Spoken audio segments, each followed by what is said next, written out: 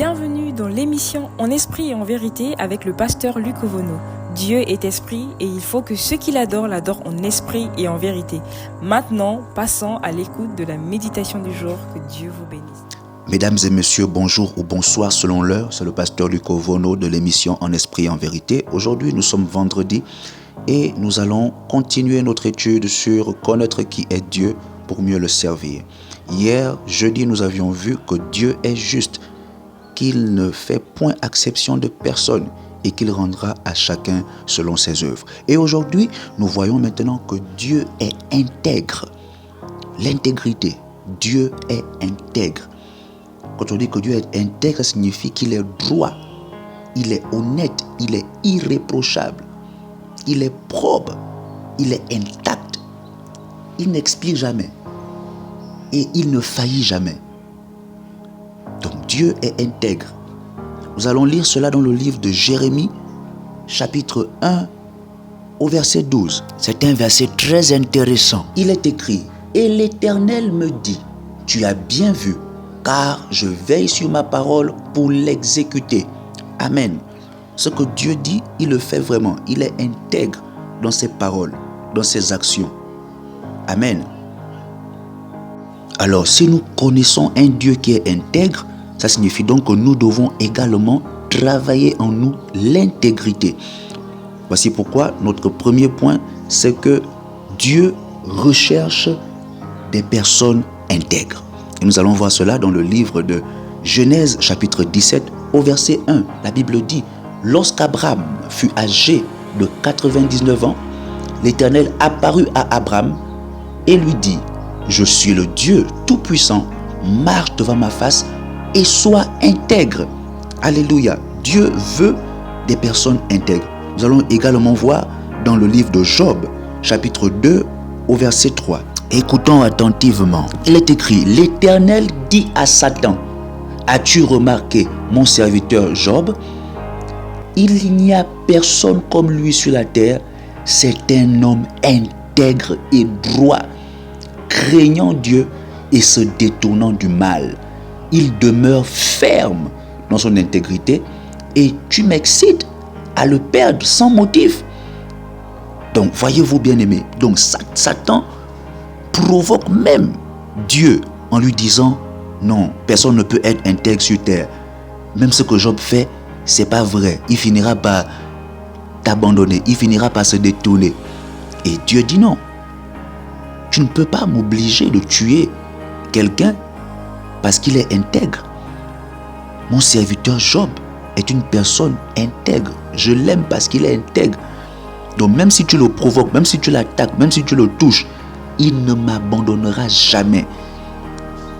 Il marchera toujours avec moi.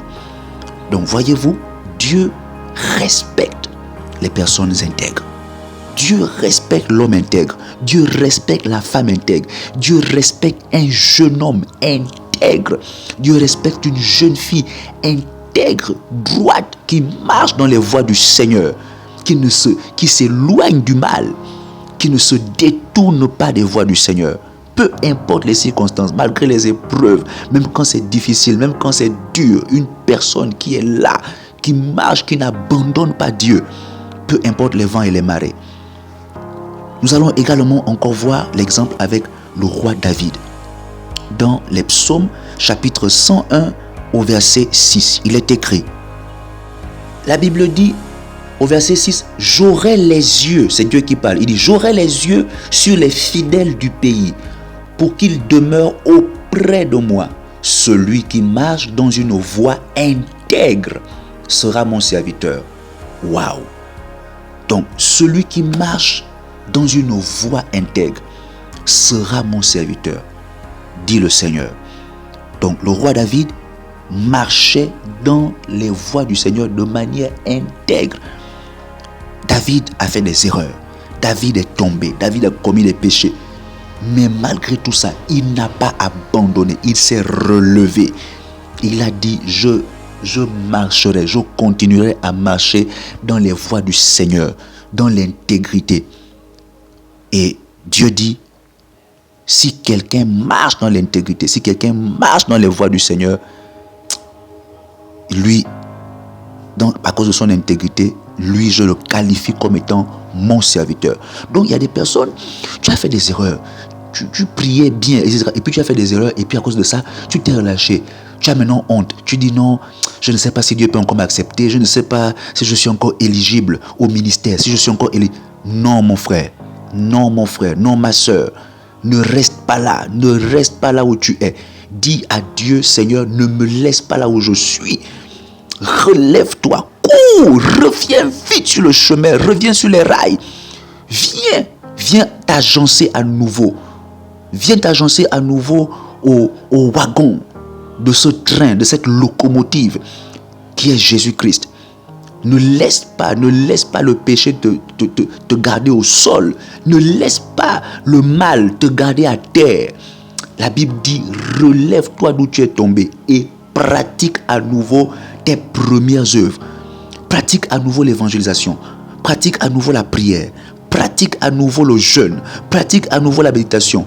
Pratique à nouveau les œuvres du Seigneur. Alléluia. Ok, la deuxième chose, c'est que Dieu ne se mélange pas avec les croyances de nos ancêtres. Il y a plusieurs personnes qui veulent mélanger Jésus avec les traditions, mélanger Jésus avec les bois, les feuilles, les choses que les ancêtres nous ont appris. Ils mélangent Dieu avec d'autres adorations, d'autres formes de contemplation, parler avec la forêt, parler avec l'arbre, parler avec une feuille, parler avec des écorces de bois, faire des incantations, etc. Dieu ne se mélange pas. Il est intègre, il est droit, il est correct, il est intact. Il se suffit à lui-même. Il est tout puissant. Et donc, la Bible le dit dans le livre de Josué, dans le livre de Josué, chapitre 24, au verset 14. Écoutons très très bien ce passage. Il est écrit, « Maintenant, craignez l'Éternel et servez-le avec intégrité et fidélité. Faites disparaître les dieux qu'ont servi vos pères. Faites disparaître les dieux qu'ont servi vos pères de l'autre côté du fleuve et en Égypte. Et servez l'Éternel. » C'est bien clair dans la Bible. Je ne peux pas dire que je suis un enfant de Dieu et puis en même temps, je mélange ma foi avec mes croyances ancestrales. C'est pas possible. Il y a des gens qui ont ce slogan qui dit maintenant, retournons à nos traditions. Hey, retournons à nos traditions. Il faut bien donc se rassurer de ne pas retourner dans nos traditions à 1%. Non, il faut que lorsqu'on retourne dans nos traditions, on retourne bien à 100%. Ça signifie à 100%. Ça signifie on enlève les chemises qui reviennent des autres traditions, on enlève le téléphone qui revient des autres traditions, la voiture, on enlève tout, même les sous-vêtements qui n'ont pas été cousus par nos traditions, on enlève tout. Et puis on retourne à la forêt, on s'habille avec les feuilles de bananier, c'est-à-dire on laisse l'école, on laisse tout ça là et puis on retourne bien à nos traditions et on va voir ce que nos traditions apportent au monde entier. Il faut faire attention lorsqu'on parle, lorsqu'on dit certaines choses. Parlons d'adaptation, mais ne parlons pas de retour, Personne ne veut retourner dans les traditions, les croyances bizarres. Ça n'a rien apporté à la société. Jusqu'aujourd'hui, ça ne construit pas de routes, ça ne fait pas des immeubles, ça ne fait pas des structures, ça ne crée pas des écoles, ça ne crée pas les hôpitaux, ça ne fait rien du tout. On peut plutôt prendre dans ça ce qui peut être utile et qu'on peut adapter au modernisme. Mais ne parlons jamais de retour, ne parlons plus jamais de retour aux traditions, s'il vous plaît. Donc Dieu est intègre. Dieu nous dit bien de faire disparaître les croyances, de faire disparaître les adorations qu'on apportait aux dieux qu'adoraient nos pères, donc nos ancêtres. Il demandait de faire disparaître ça et de ne adorer et de ne servir que l'Éternel Dieu.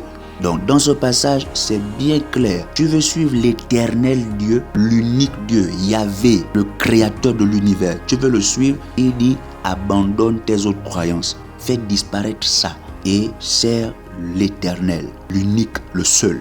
Et l'Éternel s'est révélé sur terre par Jésus-Christ. Jésus-Christ est mort pour sauver l'humanité de son ignorance et de son péché. Et il est revenu à la vie le 3e jour. Ça n'a jamais existé dans nos croyances, nos traditions, etc. Ressuscité jusqu'aujourd'hui. Il est vivant dans chacune de nos vies. Voici pourquoi l'Ancien Testament a des prophètes qui annonce une seule chose, la venue d'un Messie, la venue du libérateur. Et dans le Nouveau Testament, dans la transition entre l'Ancien et le Nouveau Testament, qu'on appelle les 5 évangiles, la naissance de Jésus-Christ a déplacé les grands sorciers, les grands magiciens du monde entier, des 4 races, sans téléphone, sans WhatsApp. Ils se sont mobilisés, ils ont vu l'étoile, ils ont suivi l'étoile et ils sont venus se regrouper autour de l'enfant. Et ils ont dit, où est le roi des Juifs qui vient de naître? Où est le roi? Donc, ils ont senti une chose forte que dégageait cet enfant. Ils ont dit, où est le roi des Juifs qui vient de naître? Car nous sommes venus pour l'adorer. Ils se sont prosternés. Tous les magiciens, tous les charlatans, ils se sont mis à genoux. Ils ont reconnu quoi? L'autorité des autorités. Aïe! Jésus-Christ, le roi des rois. Hey! Donc vraiment, tout est là. Tout montre que nos ancêtres, nos traditions, nos croyances se mettent à genoux devant le roi des Juifs. Donc les Juifs, c'est le peuple que Dieu s'est choisi pour se révéler afin de gagner tous les autres peuples pour sa gloire. Lorsque tu veux un manguier, tu as besoin de quoi? Du noyau de mangue afin d'obtenir dans quelque temps tout le manguier. De la même manière, Dieu est intègre. Il ne bafoue pas ses lois et ses principes. Il passe par la loi de la semence et de la récolte. Il est passé par un peuple afin de gagner les autres peuples. Voici pourquoi Israël est le peuple qui a été choisi par Dieu. Dieu s'est révélé à Israël pour pouvoir gagner tous les autres peuples avec lui. C'est la même chose avec Jésus. De même, pour sauver l'humanité, Dieu a dû devenir un humain. Il a dû venir sur terre, passer par le ventre d'une femme vierge. Il y a tellement de mystères à expliquer. S'il vous plaît, suivons le Dieu d'Israël, Jésus-Christ de Nazareth, celui qui est mort pour l'humanité et qui est ressuscité le 3e jour. De même, il reviendra pour nous chercher. C'est lui qui détient les clés de la mort et du séjour des morts. Dieu est intègre, il ne se mélange pas, il est droit, il est intact, il est correct, il se suffit. Alors, ne le mélangez plus avec beaucoup d'autres choses. Choisissez Dieu l'unique et son nom, c'est Jésus-Christ. Jésus le Christ. Jésus, c'était la phase humaine. Maintenant, le Christ, parce que quand les gens disent non, Jésus n'est pas Dieu, etc. Ils ont raison, d'une part, parce que c'est vraiment Jésus n'est pas Dieu. C'est Jésus-Christ qui est Dieu. C'est le Christ qui était dans Jésus. Quand on a tué Jésus, c'est le corps qui est mort, mais le Christ n'était pas mort. Le Christ ne meurt jamais. Il est vivant. Il est la vie. Il est l'éternité. Il est l'immortalité. Il est l'onction. Il est la puissance. Donc la partie Jésus, c'était la partie homme, la partie qui parlait, qui sauvait, qui voilà. Mais la partie qui amenait le miracle, qui chassait les démons, qui ramenait les morts à la vie, c'est la partie Christ. Voici pourquoi on parle de Jésus-Christ. Donc le cocktail entre la bonne nouvelle et puis la puissance, la parole et la puissance. Voici pourquoi nous prenons la Sainte Seine pour fusionner les deux parties. Le pain qui représente le corps, la partie visible, donc Jésus, et puis le vin qui représente le sang, donc la partie invisible qui est le Christ. Et c'est cette partie qui vit en nous. C'est Christ qui vit en nous. Quand l'apôtre Paul dit, si je vis, c'est plus moi qui vis, mais c'est le Christ qui vit en moi. Il s'agit de l'Esprit de Christ, le Saint-Esprit, la partie de Dieu qui peut entrer dans l'être humain et qui peut faire en sorte que l'être humain opère à la dimension de Jésus-Christ. Oh, il y a tellement de choses. Que la grâce de Dieu soit sur vous. Servons Dieu.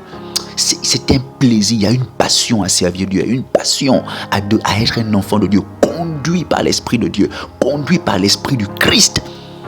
Que Dieu vous bénisse. Au nom de Jésus-Christ. Amen. Nous avons été bénis par ce merveilleux message. Partageons-le au plus grand nombre afin que nul ne soit privé de la grâce de Dieu. C'était le pasteur Luc Ovono dans l'émission En esprit et en vérité. Que Dieu vous bénisse et à la prochaine.